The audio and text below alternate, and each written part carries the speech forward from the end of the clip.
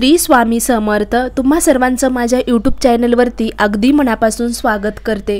तुमच्या सगळ्या चांगल्या इच्छा स्वामी महाराज पूर्ण करो हीच स्वामी चरणी प्रार्थना करते। आणि आजच्या व्हिडिओला सुरुवात करूया। तर आजच्या व्हिडिओमध्ये मी तुम्हाला सांगणार आहे की आपण 2023 मधला बाय करून 2024 मध्ये पदार्पण केलेलं आहे। बऱ्याचशा जणांसोबत 2023 मध्ये आनंदाचे क्षण घालवले असतील तर काही जणांनी दुःखाचे सुद्धा क्षण घालवलेले असतील, पण त्याचबरोबर आपण आपल्या शुद्ध अंतकरणांनी जे स्वामी भक्त आहेत त्यांनी सेवा सुद्धा केली, खूप छान प्रचिती देखील घेतली, त्याचबरोबर आनंदाचे क्षण सुद्धा घालवले आहेत। कसं आहे ना, प्रत्येकाच्या जीवनामध्ये प्रत्येकाला अडचणीला समोर जावंच लागतं, कारण हे कोणाला चुकलेलं नाही, कारण जसं तुमचं कर्म असेल तसं त्याचं फळ सुद्धा आहे। त्यासाठी आपलं कर्म जर चांगलं असेल तर त्याचं फळ सुद्धा आपल्याला चांगल्या प्रकारेच मिळत असतं।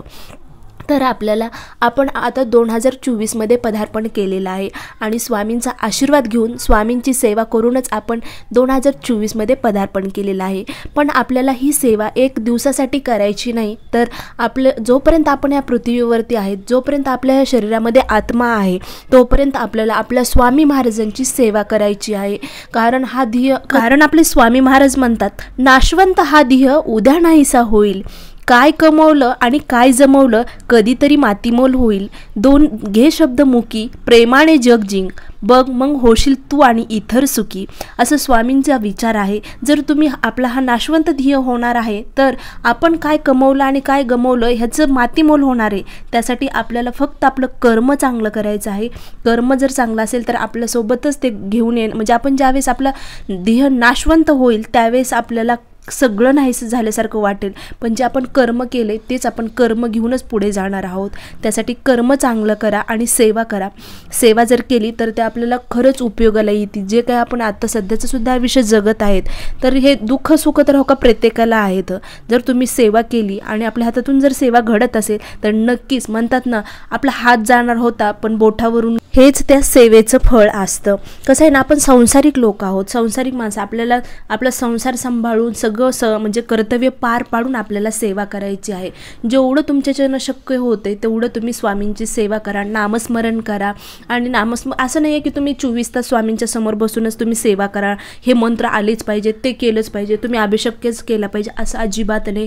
तुम्ही कशीही तोडकी मोडकी तुमची सेवा करा, नक्की स्वामी महाराज ती सेवा स्वीकारतात।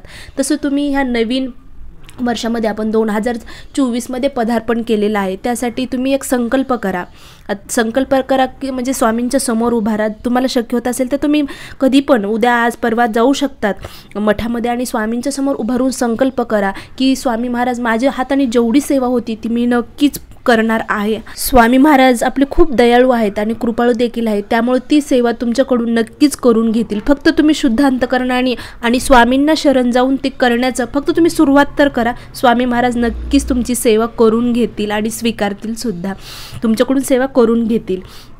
तर कसं होतं ना, ज्यावेळेस आपल्या जीवनामध्ये एखादा अडचण आलेलं असतं त्यावेळेसच आपण देवाला शरण जातो, नामस्मरण करतो आणि प्रार्थना करतो।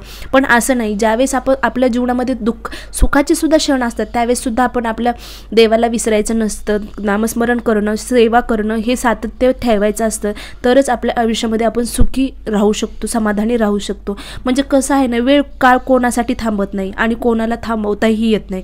कर्माचे भोग भोगूनच संपतात, भक्ती केल्याने संकट येणार नाही असं कधी होत नाही। पण जे म्हणतात ना, तुम्हाला म्हणलं ना मी, हातावर आहे ते तुमचं बोटावर निभवलं जातं, हे कळण्यासाठी स्वामी भक्त असावीच लागते। स्वामीवर विश्वासाने आणि श्रद्धा ठेवून अटूट असलं गरजेचं आहे, त्यासाठीच तुम्ही सेवा करा।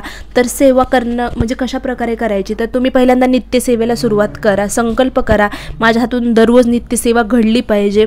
टाईम ठेवा, सकाळी तुम्ही सकाळची देवपूजा झाली की लगेचच तुम्ही नामस्मरण करा। शक्य होत नसेल तुमच्या सुरुवातीला 11 माळ जप करणं, तर तुम्ही किमान एक तरी जपमाळ करा, श्री स्वामी समर्थ या नावाचं नामस्मरण करा। अत्यंत सगळे काही तुमचे दुःख असतील ना खरंच दूर होतील। तर तुम्हाला दररोज एक माळ तरी किमान श्री स्वामी समर्थ या मंत्राचा जप करायचा आहे, नामस्मरण करायचं आहे।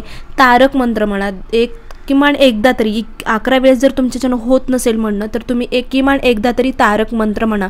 निशंक होई रे म्हणा, निर्भय होई रे म्हणा। अतिशय सुंदर आहे आणि प्रत्येक शब्दाचा अर्थ समजून घ्या। जास्त मी म्हणजे म्हणून दाखवत नाही आहे कारण व्हिडिओ खूप मोठा होत आहे, त्यामुळं तर तुम्ही अतिशय पवित्र असरा आणि स्वामींचा आवडतीचा तारक मंत्र तुम्ही नक्की नित्यसेवेत दररोज म्हणत जा।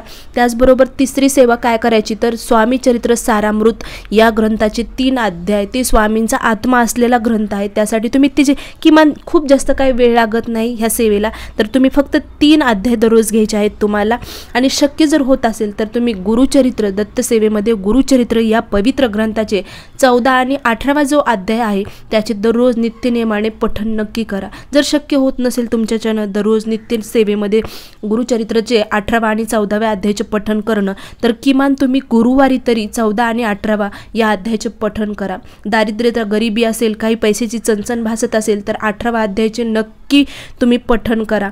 आणि 14वा अध्याय तर जो आहे 14वा अध्याय गुरुचरित्राचा हो, तर सगळ्याच म्हणजे ज्या काही जीवनात अडचणी आहेत त्या दूर करण्यासाठी तो म्हणजे अध्याय आहे। कारण त्या दोन्ही अध्यायाला 14 आणि 18वा जो अध्याय आहे गुरुचरित्र या ग्रंथातला त्याला मेरुमणी असं समजलं जातं। त्यासाठी अतिशय तुमच्या जीवनात कोणतंही संकट असू द्या नक्कीच दूर होईल। त्यासाठी तुम्ही ही सेवेला सुरुवात तर करा आणि संकल्प करा नवीन 2024मध्ये काहीतरी करणार, म्हणजे स्वामींच्या सेवेत येणार किंवा स्वामींचा शरण जाणार आणि माझ्या हातातून ही सेवा नक्की घडावी असं स्वामींना संकल्प। तुम्ही जर सेवेला लागलात ना तर खरंच तुम्हाला भरपूर काही अनुभव येतील, तुमच्या अडचणी सुद्धा दूर होतील, तुम्ही सुखी समाधानी नक्कीच राहणार, 100% गॅरंटी आहे। फक्त तुम्ही सुरुवात तर करा सेवेला, नक्कीच अनुभव येतील। आपले स्वामी महाराज असं त्यांच्या जर दरबारात गेलं ना ते कधीच रिकाम्या हाताने वापस पाठवत नाहीत। हा स्वामी महाराजांचं सगळ्यात मोठं, कितीही तुमचे फक्त तुमच्या कर्मानुसार तुम्हाला फळ मिळत असतं। असं नाही की तुम्ही 2 दिवस सेवा केली